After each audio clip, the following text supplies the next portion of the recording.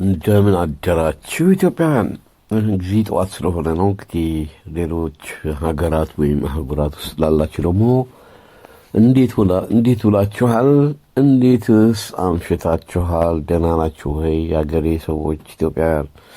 ይህን ጽሑፍ ስታዩ እኔ እንግዲህ ከሀገር ከወጣ ቆይቻለሁ።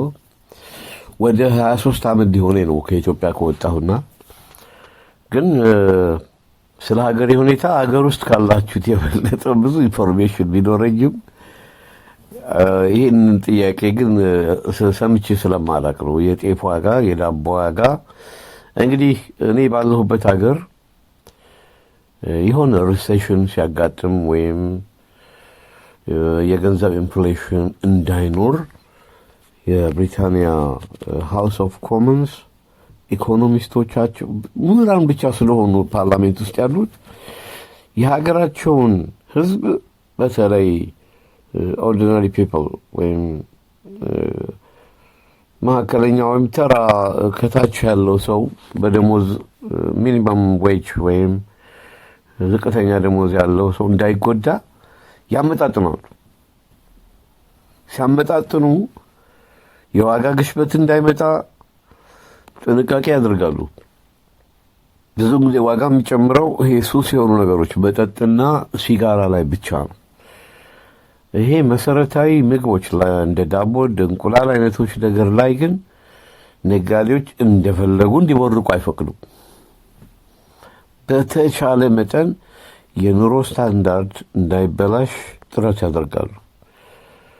አሁን ባለፈው ጊዜ እንደምታዩት የዚህ በኢራን በኩል ቢደረገው ጦርነት ብዙ ሀገሮችን ጉዳት አድርሷል እና እኛ ሀገር ኢትዮጵያ ወደብ ካጣችበት ዘመን ጀምሮ እኔ በጣም ይገርመኛል። እንደው በደርግ ኢትዮጵያ መንግስት ዘመን ያ ሁሉ ጦርነት እየተካሄደ ወደብ አለን። የባህር ክልሉን የባህር ኃይል ይጠብቃል። የአየር ክልሉን አየር ኃይል ይጠብቃል። የምድር ጦሩም ቢዚ ነበር። ከሌሎቹ ጦር ክፍል ይልቅ ትልቅ በቃ ሸክም የነበረበት የምድር ጦሩ ነው። በተቻለ መጠን ሀገሪቷ ያ ሁሉ ጦርነት እየተካሄደባት እንግዲህ ጦርነቱ ለምን ተካሄደ የምትሉት መልሱ አሁን የተሰጠ ይመስለኛል። ኤርትራ እንደምታውቁት ነው። ኤርትራ በጣም አርጅታለች። ከተማዎቿ ምጽዋ፣ አስመራ በቃ ያው መልሱ እያያችሁት ነው። ያ ጦርነት የተካሄደበት ምክንያትና የመገንጠሉ የምናምን ሁሉ። በእኛ ጋር ደግሞ ስትመለከቱ የወደብ መዘጋቱና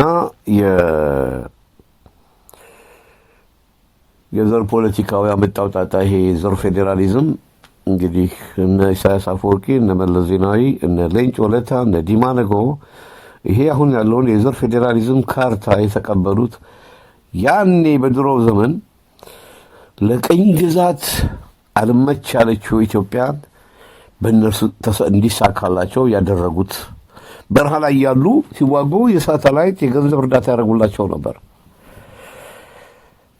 ነገር ግን እነዛ ኢትዮጵያን ብዙዎች ግብፅ ላይ ነው የምታተኩሩት። ግብፅማ ትንሿ ናት አሉ ሌሎች። እናቴ ይቺን ሀገር ቅኝ አልገዛናትም ግን እንሰራላታለን እንዳሉ ሰሩላት። እኛም ስደቱ ዓለም ውስጥ ገባን።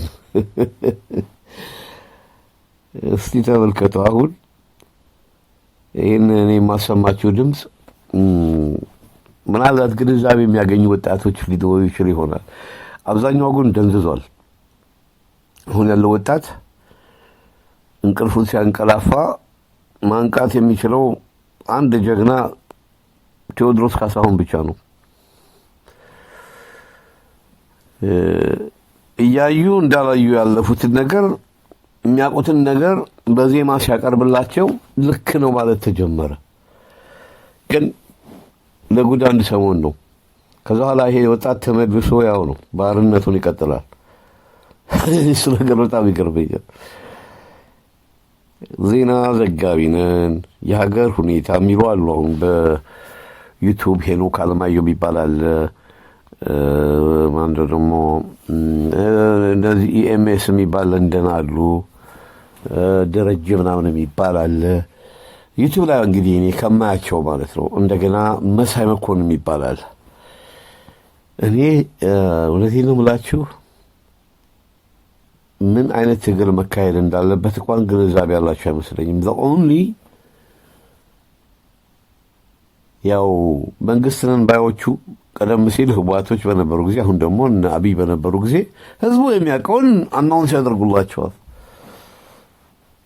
ህዝቡ ሰምቶ ደንታ አልሰጠውም። እኔ በበኩሌ ግን ብዙ አድማጭ ባይኖረኝም ጥቂቶችም ቢሆን በፌስቡክ ላይ ያሉት እንዲገነዘቡልኝ የምፈልገው ኢትዮጵያ ውስጥ ጥገናዊ ለውጥ አይደለም የሚያስፈልገን፣ ስር ነቀል ለውጥ ነው የሚያስፈልገን። ለስር ነቀል ለውጥ ደግሞ ምን ማድረግ አለብን ነው። ለምሳሌ ትጥቅ ያነሳው ይሄ ፋኖ ብሎ የኛን የቀድሞ ጦርና አባል የኛን የጦርነኝነት ስነ ልቡና የአንድ የአማራ አድርገው ብሔራዊ ሰንደቅ ዓላማችንን ያረከሱትን እንደዛ አይነት ትግል አይሰራም። ከፈለጉ ደግሞ እንደዚህ ይሄ ደፈጣ ውጊያ ብሎ ለመክረም የሚፈልጉ ከሆነ ብሔራዊ ሰንደቅ ዓላማችንን ይተውልን። ብሔራዊ ሰንደቅ ዓላማችንን ተውት እናንተ አማራ ፋኖ ነው የምትባሉት። ይሄ እኛ ደማችን ላባችን የሰጠንበት ሀገራችንን ያገለገልንበት መመኪያችን ባንዲራችን የአማራ አይደለም የመላው የኢትዮጵያ ሕዝብ ነው። ብሔራዊ ሰንደቅ ዓላማችንን አረከሳችሁት እርኩሶች። በተለይ አጢቦ ግድግዱ ሰውዬ ራሱን እንደ ወታደር የሚያየው ዘመነ ካሴ የምትሉት የእናቴ አባቴ አምላክ እንዲሁ እንደተልከሰከሰ ይድፋው። አልሰማ ምክር የእኛን ምክር አልሰማ ያለ እግዚአብሔር አምላክ ይፍረድበት። ይቺን ሀገር አረከሳቸዋት። ብልጽግና ወያኔዎችን በስር ነቀል ለውጥ ለማንበርከክ የኢትዮጵያዊነት ፋኖ ነው የሚያስፈልገው። ኢትዮጵያዊነት ኢትዮጵያ ትቅደም ብሎ የሚነሳ ነው እንጂ በአማራነት የት አባት ይደርሳል? የትም አትደርስማል። ይኸው ምንም አሁንም በደፈጣ ውጊያ ስትልከሰከስ ትከርማለህ። ለመላው ኢትዮጵያ ሕዝብ አክብሮት የላችሁም። እንደ ስልጣን ላይ እንዳሉት ሌላ ምንም ነገር የለው። አክብሮት ቢኖራችሁ ኖሮ አማራ ብቻውን ነፃ ይወጣል የሚባል ነገር አይሰራም። አዎ ትግሬዎቹ ትግል ሲጀምሩ የአማራ ገዢ መደብ ምናምን ሲሉ ነበር፣ የሌለ ነገር ማለት ነው። እና አማራ ብቻ ተጠቃ እያላችሁ አማራ ፋኖ የምትሉና ያንን የቀድሞ ሰራዊትና የጥንታዊት ኢትዮጵያ አርበኞች ስነ ልቡና የጦረኝነት ስነ ልቡናችን ፋኖ እንባላለን። ፋኖ እኮ ተብሎ የተዘመረልን ለእኛ ለቀድሞ ጦርና ለጥንታዊት አባት አርበኞች እንጂ ለእናንተ አይደለም። አማራ ፋኖ ይላል። አማራ አመዶ በል። ይህን ስላችሁ ሁሉንም አማራ እንትን ማለት አይደለም። አማራ ፋኖን የምትደግፍ ሁሉ የኢትዮጵያ አምላክ ይድፋ። ሌላ ምንም አይደለም። ህወሓትንም ረግመን እርግማናችን ሰርቷል። አሁንም ሊልከሰከሱ ያው እንደገና እንትን እያሉ ነው። የሚገርመኝ ግን የትግራይ መንግስት የኦሮሚያ መንግስት የምትሉት ነገር ህገወጥ ነው ወገኖች፣ የኢትዮጵያውያን በተለይ ወጣቶች ይሄ ነገር ህገወጥ ነው።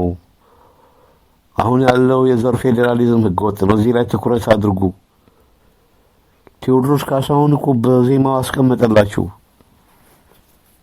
ከመሃል አውጥተው ወደ አራወጡን እኮ ይሄ ነው ህግ አራዊቱን ነው እየነገራቸው ያለው። ህግ አራዊቱ ህገ ወጥ ነው። ህገ መንግስት ነው የሚሉት እነሱ። በፍጹም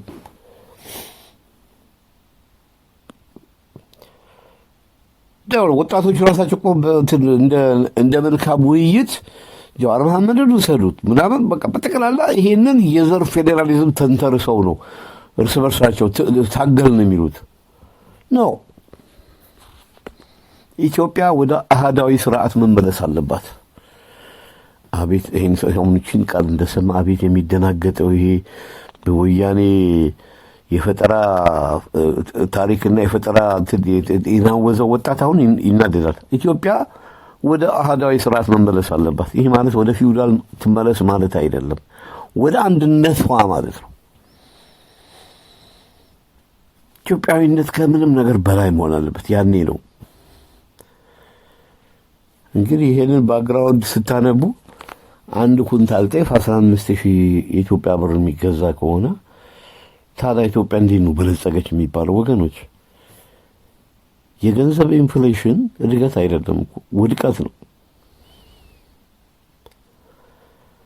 ድሮ በደርግ ጊዜ ከዶላር ጋር የነበረው ልዩነት አስታውሳለሁኝ።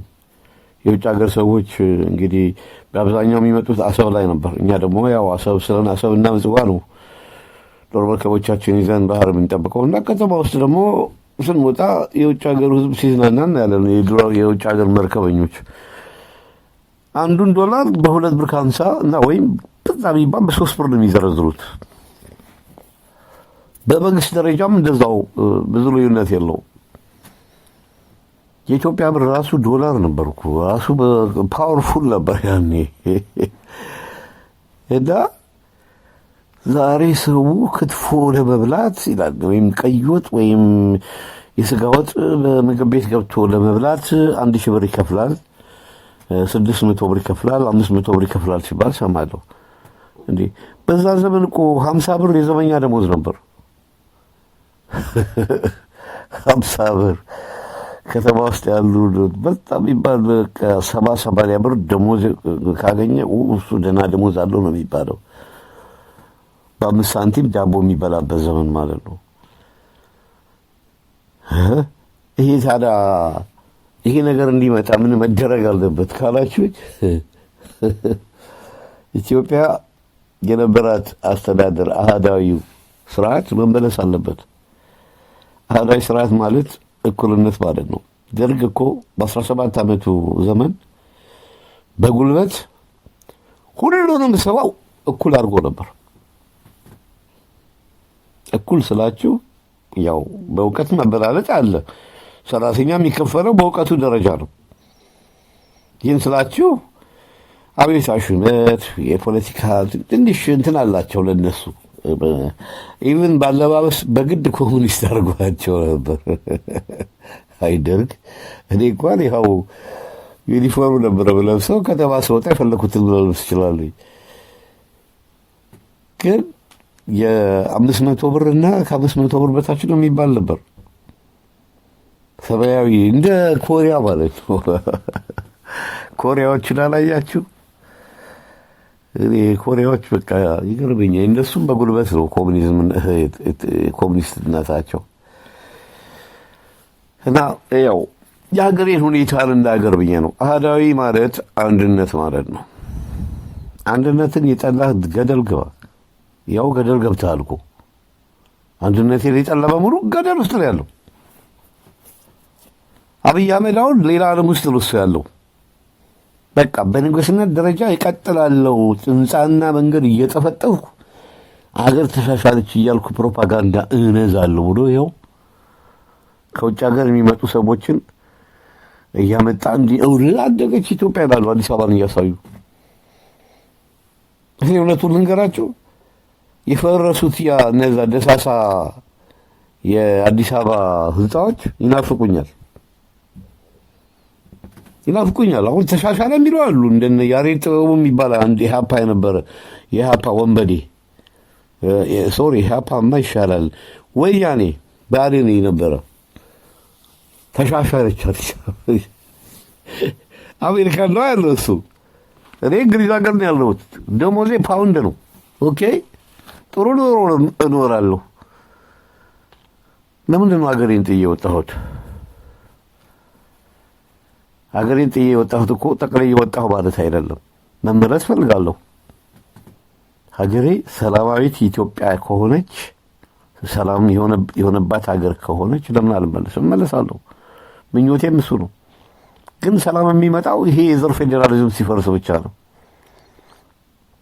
ህንጻ ስለተጠፈጠፈ፣ መንገድ ስለተሰራ፣ መንገድ ስላችሁ እንግዲህ ለሀገራችን ቅድሚያ እኔ ገና ፕላን ሲያወጡ የኮሪደር ልማት ምናምን ብለው ሲጀምሩ አይ ያልኩት ለምን መሰላችሁ? መጀመሪያ ኢትዮጵያ የሚያስፈልጋት እንዴት ነው ማመስባቸው የደራሲ ከበረ ሚካኤል ዝንጀሮዋን ታሪክ ታውቃላችሁ? ዝንጀሮዋ ሾክ ወግቷት ሙሉ በሙሉ ሾክ ወጋት። ማን ያወጣላት? ተጨንቃ ሳለች ያው የዝንጀሮ ዘመዶቿ ሾኩን መንቀል ጀመሩ። መጀመሪያ የመቀመጫዬን አለች፣ የቂጤን ንቀሉልኝ አለች። ኢትዮጵያ ቢያስፈልጋት አሁን ፕራዮሪቲ መደረግ ያለበት ቅድሚያ መስጠት ያለበት ጉዳይ ምን ነበረ? ዳቦ ለተራበ፣ ውሃ ለተጠማ አትሊስት ይሄ የሚበደሩትን በጠቅላላ ወደ ኢንዱስትሪ ወይም ከዛ በፊት ግን ያው ህገ ራይቱ መፍረስም አለበት። ከሁሉ ነገር በፊት ስር ነቀል ለውጥ ያስፈልጋል። የኢትዮጵያ ሰፊ ህዝብ የተሳተፈበት ህገ መንግስት ያስፈልጋል። ያ የለም ይኸው ስንት ዓመት ሙሉ። አሁን እሱ ተረስቶ ሰው የሚታገለው እንዴት አዲስ አበባ ኦሮሚያ መሆን አለበት? ከአዲስ አበባ የሰፋች ገበሬው የኦሮሞ መሬት ተደረገ። ኦሮሚያ የሚባለው ነገር በተለይ እኔ በኢትዮጵያ ታሪክ እንዲህ አይነት ነገር ይፈጠራል ብዬ አስቤም በፍጹም። አሁን ያለው ወጣት ስለማያውቅ ህጋዊ ይመስለዋል። ህጋዊ አይደለም። አዲስ አበባ ስታዲየም ውስጥ ወጣቶች አዲስ አበባ ሸገር ሲሉ ሰማቸው። ወደ ባስታርድ ቆሻሾች። አዲስ አበባ ብቻ አይደለም አጠቃላይ ኢትዮጵያን ነው። ኢትዮጵያ በል። አዲስ አበባ የሸዋ ዋና ከተማ ነች። ምን ያህል ደንቆሮ ወጣት እንደፈጠሩ አዲስ አበባ ስታዲየም ውስጥ ሆኖ ሸገር አዲስ አበባ ይላል። አዲስ አበባ ብቻዋን ምን አባክ ታደርግልሃለች? በአጠቃላይ ኦሮሚያ የሚባለው ካርታ ሰርቀዋል። የኦሮሞ ብቻ መሬት አይደለም፣ የመላው ኢትዮጵያ የሸዋ ህዝብ ነው። የሸዋ የሁሉም የሰፊ ኢትዮጵያ ህዝብ ያ በክፍለ ሀገር የነበረውን ነው እኛ የምናውቀው። እኔ ለዚህ ፌዴራሊዝም እውቅና ሰጥቼም አምኜም አላውቅም። ሸገር አዲስ አበባ ይላል። አመዳም ትውልድ። እኛ ምንድን ስማ፣ እኔ ምንድን ስማ፣ አዲስ አበባ ዋና ከተማችን ነች። የሸዋ ዋና ከተማ ነች። የኢትዮጵያም ዋና ከተማ ነች። የአፍሪካ የምናምን አትበለት። እሱ ትርፍ ነገር ነው። የአፍሪካ የራሳቸው ጉዳይ። ከፈለጉ ጽህፈት ቤቱንም ወደ ፈለጉበት ሀገር ይውሰዱት። ስለ ራስ መብት ስለ ኢትዮጵያ ማንም አልደረሰላትም። ኢትዮጵያ እንደዚህ አይነት ህግ አራዊት ሲመሰረት ትኩረትህ ሁሉ ትግሉ የሽግግር መንግስት እያልኩ ምንጮህ እኛ እዚህ ምንጮህ የቀድሞ እንግዲህ ከእናንተ በተሻለ እድሜ ውስጥ ኖረናል ኢትዮጵያ ውስጥ። አዲስ አበባ ማለትን ተው። እዛ ጋር ስታዲየም ውስጥ ኢትዮጵያ ክፍለ ሀገር ሽግግር መንግስት ብለህ እስቲ ተናግዛ ውስጥ ጩሁ። ስታዲየም ውስጥ ቅድሚያ ሽግግር መንግስት በቃ ይሄ ነገር ላይ ትኩረት ስጥ። ምክንያቱም የሽግግር መንግስት ሲቋቋም ትክክለኛ ህገ መንግስት ይመሰረታል።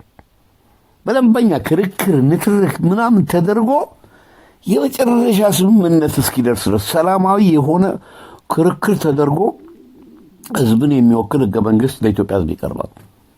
ኢንክሉዲንግ ህገ መንግስት ሲባል ካርታው ጭምር እንጂ አሁን እኮ የውጭ ሀገር እነዚህ ታላላቅ ሀገራት እኮ አሁን አንድ ዜና ቅድም ስመለከት ነበር። አንድ ግለሰብ ፌስቡክ ላይ ለቆት የትግራይ መንግስት እያሉ ነው የሚናገሩት የውጭ ሀገር ዜጎች ራሳቸው። የውጭ ሀገር መንግስታቱ ሮንግ። የትግራይ መንግስት የሚባል ነገር የለም። የኦሮሞ መንግስት የሚባል የለም። የአማራ መንግስት የሚባል የለም። እኛ የምናውቀው የኢትዮጵያ መንግስት እንዲመጣ የሽግግር መንግስት ላይ ትኩረት ይሰጥ ነው እንጂ አዲስ አበባ ከተማ ውስጥ ሆነ አዲስ አበባ ሸገር ይላል። ይበሽሽቅ አደረጋችሁት እኮ የመንደር ነው ወይ ስር ነቀል ለውጥ። ወገኖች በጣም ስሜታዊ የምሆንበት ምክንያት ይሄ ወጣት ማህበረሰብ እኛን አይሰማንም። እኛም ስማ። ኢትዮጵያን ለማዳን የምትፈልግ ከሆነ እኛ የምናውቃትን ኢትዮጵያ እወቃት። ይሄንን አሁን የምናገረውን ቃል ለአዲስ አበባ ወጣቶች ነው። የኦሮሞ ወጣትን አሁን ከወሰድከው ኦሮሚያ የሚባለውን ካርታ ህጋዊ አድርጎታል፣ ግን ህገ ወጥ ነው። ማን ነው ለኦሮሞ የሰጠው? አዳነች አቤቤ የምትናገረውን አይታችኋል። አራርሳ ምንትሲ ምናምን እንደዚህ ሆኖ አንድ ቦታ ላይ ሰምቼ ነው ምን አገባቸው ሌሎቹ እንዴ? አራብሳልሽ ቡራዩአልሽ የሰፊው የኢትዮጵያ ህዝብ በተለይም የሸዋ ክፍለ ሀገር ንብረታችን ነው። እኛ ሸዋዎች ሸዋ ነን እኮ አዲስ አበባ ሸዋ ነች። ድሮ መታወቂያችን ላይ ክፍለ ሀገር የተወለደበት ከተማ ይላል። ክፍለ ሀገር ሸዋ ነው የሚባለው። መታወቂያችን እንደዛ ነው። ትውልድ ቦታ አዲስ አበባ ይላል። ክፍለ ሀገር የሚል ቦታ አለ ሸዋ። ሸዋ እንዴ ለሸዋ ሁሉ የሸዋ አበባ የሸዋ አበባ ያብባል ገና እየተባለ ሁሉ ተዘፍኗል እኮ። እናንተ አዲስ አበባ ቤቴ ብቻ ያለማየሁ እሸቴን ኧረ የሸዋ አበባ ሸዋ የሚለው ቃል ምንድነው በልና ታላላቆች ይነግሩሃል። ተረስቷል። ጅማ የከፋ ክፍለ ሀገር ዋና ከተማ ነው። ከፋ ራሱ እንግዲህ እግዚአብሔር ሳይ ከፋ የሚባለው ቃል በመላው ዓለም የናኘ ቃል እኮ ነው። ብዙዎች እንደው የዘመን ወጣቶች የምታውቁ አይመስለኝም። ይሄንን ቡና በእንግሊዝኛ ኮፊ ነው አይደል? በፈረንሳዮች ካፌ፣ ስፔኖች ካፍ የሆነ ብቻ ከከፋ አልወጡም። ከፋ ቡና የተገኘበት ክፍለ ሀገር ነው። የድሮ ኢትዮጵያ አየር መንገድ ሰላምታ መጽሔት ላይ በደንብ አብራርቶ ቱሪስቶች እዛ ላይ ያገኙት ነበር ይሄን ቃል። ክልል የሚባል መጥቶ ይሄ ኦሮሚያ የሚባል ነገር መጣና የኢትዮጵያን ታሪክ አበላሸው። ጣሊያኖች የቀመሩት ካርታ ነው ይሄ። እኔ ወገኖቼ እንደዚህ ድምጼን እያሰማው እየቀረስኩ አስቀምጠዋለሁ። የትም አይሄድም። እኔ ስሞትም ወደፊት የሚያዳምጡት ይኖራሉ። በድፍረት እንግዲህ የምነግራችሁ ሌሎች የፈሩትን ቃል ነው እንጂ እንደነ ማነው ስማቸው እንደነ ኤምኤስ የሚባል ለንደን ያሉት እንደ ደረጀ ምናምን ከሆላንድ አንዱ ደግሞ ከማኑ በሳይን እነዚህ ኢሳት ሚዲያ ላይ ነበሩ ናቸው። ያኔም ቢሆኑ ነው ያስማሙኝም አቀራረባቸው ዩጋንዳ ይማርክ ነበር። መለስ ዜናዊን ወንጀሉን ምኑን ጠቅሰው እሳቸው እንደሚሉት ከሆነ ይላሉ። አቤት ደም ሲያፈላ ያዴ። ለዚህ ሚዲያ ተጠይቄ ነበር። ግሩም የሚባል የአባይ ሚዲያ ባለቤት ነበር ለንደን። አብረን እንስራ ሁሉ ብሎ ጠይቆኝ ነበር። እነ ሻለቃ ማሞ ደግሞ አይ ፍሬ ሰናይን ወደ ለአርበኞች ግንቦት ሰባት ወደ ደቡብ ሱዳን እንልከዋለን። እቃ ነው ያደረጉኝ እኮ ደግሞ እኔ መስማማቴ ኋላ ነው ውስጣቸውን ስመለከት ሻለቃ ማሞ የሚባለው የአርበኞች ግንቦት ሰባት አባል መሆኑን እንኳን እንዲነገርበት አይፈልግም። ፈሪ ነው። እኮ የቀድሞ ጦር ውስጥ ደግሞ መጽሐፍ አሳትሞ በነፃ ሰጠኝ እንጂ እዚህ ለአንድ ጦር ሰራዊት ነው የሰጠሁት። የሁሌ እናንተ አለቃ እናንተ ጀግና ካዳም እየሰጠሁት በቃ ያሳዝናል።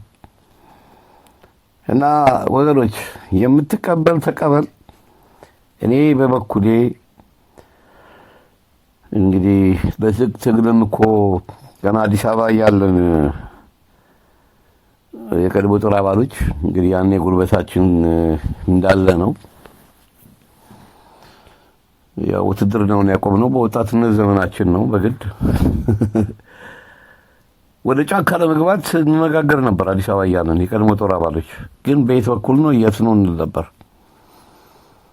ኬንያ እንዲህ አይነት ነገር እሺ አትልም። ከላይ ሻዕቢያ ነው ያለው። ሱዳን የወያኔም የሻዕቢያም ደጋፊ ነው። ጅቡቲ የምታቆይ የሚመች ሀገር አይደለም። እንደው ይቻላል እንኳን ቢባል ከባድ ጊዜ ነው የነበረውና እንደነርሱ የትግል የሚያመቻች ሀገር ብናገኝ ኖሮ ይሄ ሁሉ አይፈጸምም ነበር። ሱዳን ግን ዋጋዋን አገኘች። ብዙዎች ትኩረት ያልሰጣችሁት እንኳን እኛ በዛ በቀድሞ ጦር ላይ የሰሩት ግፍ 90,000 ጦር ወደ ሱዳን የገቡት ሲነግሩኝ ሱዳኖች በእነሱ ላይ ሙዝ የወረወሩ በረሃብ ተሰቃየው ሲሻማ ቪዲዮ እየቀረጹ ይቀልዱበት ነበር የሱዳን ወታደሮች። እንግዲህ የኛ ወታደር 30 ዓመት ነው የተዋጋው ያኔ። ሱዳን ግን በ2 እና በ3 ዓመት ውስጥ ታይቶ በማይታወቅ ሁኔታ ድራሻቸውን የጠፋው እንኳን አላዝንም። እኔ ሶማሊያም እንደዚሁ ብትለመን መንግስቱ ኃይለማርያም ትልቅ ስራ ሰራ የምለው አንዱ ሶማሊያዎችን እርስ በርስ ማዋጋቱ። ይሄን ባያደርግ ኖሮ እንደዚህ አድባሬ ዘመድ ቢሆን ኖሮ ሶማሊያ በአሁኑ ሁኔታ እንኳንስ ሐረርጌና ባሌ አዲስ አበባን ጠቅላላ መውሰድ ትችል ነበር። እንደዛ እንደ ድሮ አይነት ግዙፍ ሰራዊት ኖሯት ቢሆን ኖሮ መንግስቱ ኃይለማርያም ምንድን ነው ያደረገው? ጀነራል አይዲድ የሚባለውን ሰውዬ አመጡና ያው ከሐረርጌ ወደ ሶማሊያ እንዲዋጋ አደረጉት። ከዛ ያው ሶማሊያ የእርስ በርስ ጦርነት ውስጥ ገባች። ሶማሌዎች በስደት የመጡት ያው መጨረሻ አካባቢ ወደኛ ሀገር ነው የመጡት። ሱዳንንም እንደዚህ የገነጠላት መንግስቱ ኃይለማርያም ነው። የደቡብ ሱዳን መጀመሪያ ለመናቸው እንጂ በፕሬዚዳንት ጃፋር ኤልኒሜሪ በነበረ ዘመን ጃፋር ኤልኒሜሪ ለኢትዮጵያ ጥሩ ነበር። እንደውም ሻዕቢያዎቹን ሁሉ እንደ ማስወጣት ስትም ብሎ ነበር።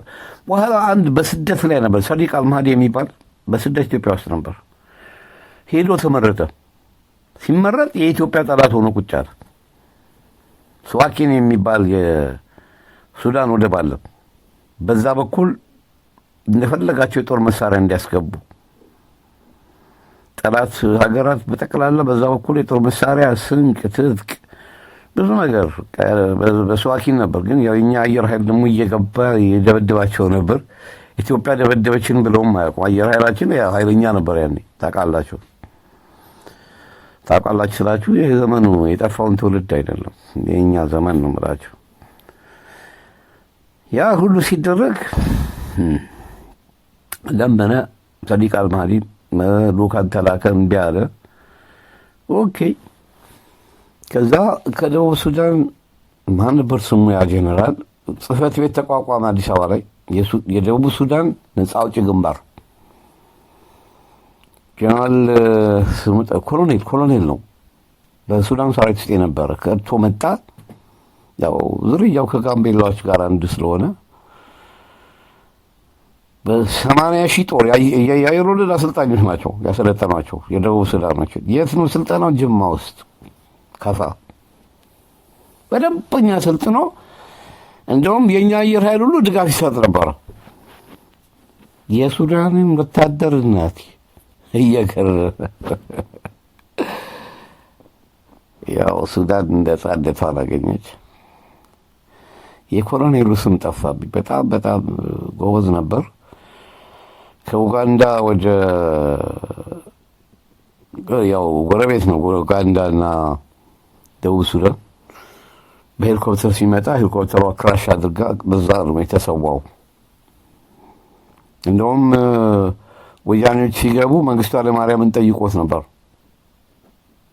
የደቡብ ሱዳን ሰራዊት ወያኔን እንዲዋጋ። መንግስቱ ኃይለማርያም ፈርቶ ስለነበር አይተዋል። ሲዳሞ ሆኖ ዚምባብዌ ላይ ሆኖ ጠይቆት ነበር።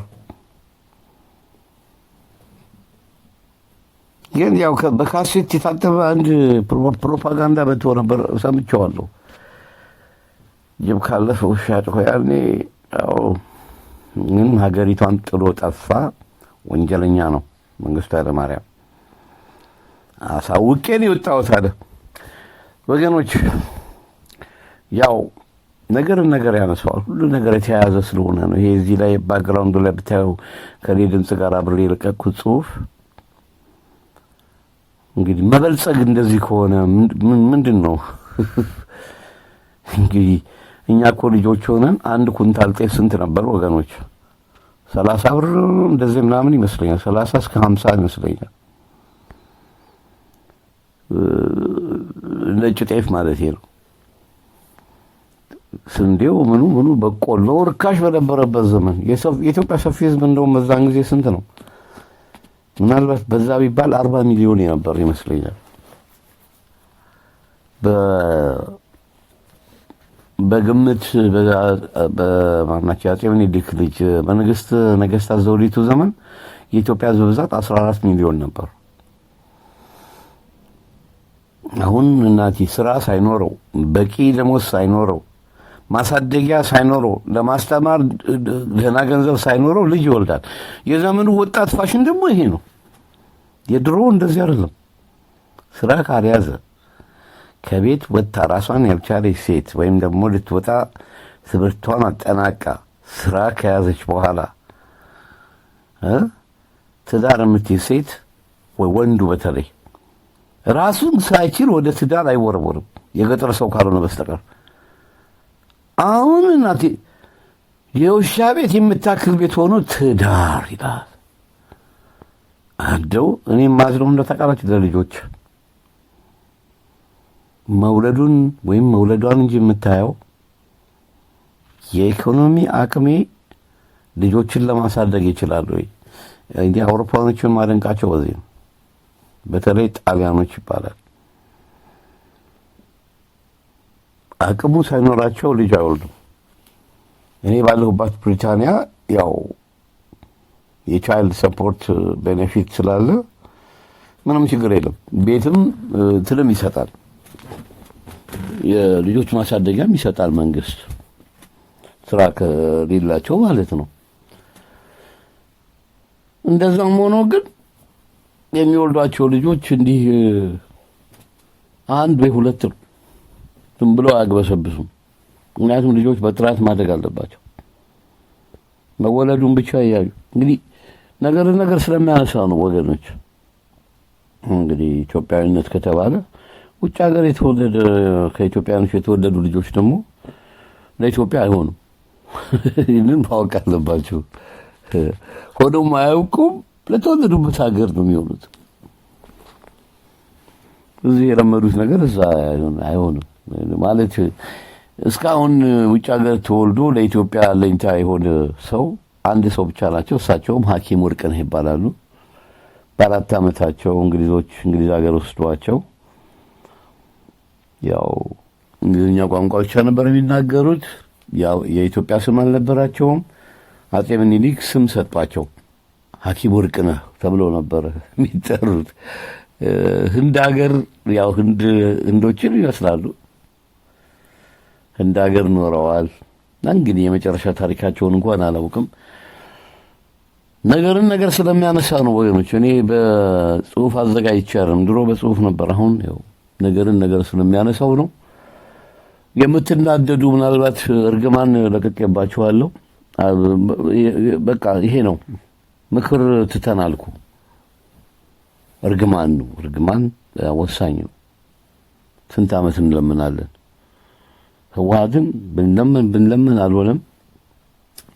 ብንረግም ያው መጨረሻ ላይ አባቶች ካህናት ከኛ የተሻሉ ንጹሃን የነበሩት በሸንኮራ ተክል ብሎ መሬታቸውን ሲያስቆፍር መለስ ዜናዊን ረገሙት። ራሱ ፓትርያርክ የሚባለው ካቶሊኩን ሰውዬ አባ ጳውሎስን ረገሙት። ሁለቱም በአንድ ሳምንት ውስጥ ከልተው ነው ያሉት። ይሄንን ወጣት የኛን ቃል የማይሰማውን አሁንም እንረግማለን። እኔ ብክርትቻለሁ በበኩሌ እንዲያርጉ የኢትዮጵያን ታሪክ ከኛ ተማሩ። እምቢ ያለውን የኢትዮጵያ አምላክ ይፍረድበት እያልን ነው። እና እዚህ ላይ ንግግሬን አበቃለሁ። የፈለጋችሁትን ኮሜንት መጻፍ ትችላላችሁ። አመሰግናለሁ።